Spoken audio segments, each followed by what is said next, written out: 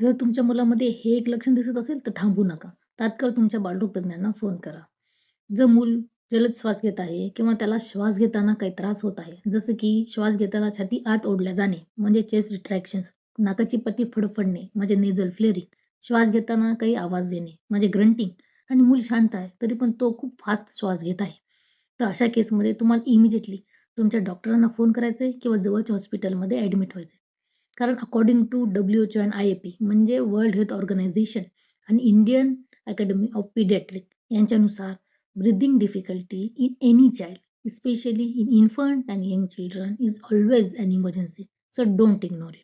मूल जरी खेळत असेल, त्याला ताप जरी नसेल, तर सकाळची वाट पाहू नका. आणि गुगल प्लीज तर बिलकुल करू नका. इमिजिएटली मुलाला ॲडमिट करा. कारण बहुतेक गंभीर आजार हे वेळीच उपचार घेतले तर पूर्णपणे बरे होतात. सजग पालक म्हणजे सुरक्षित मूल.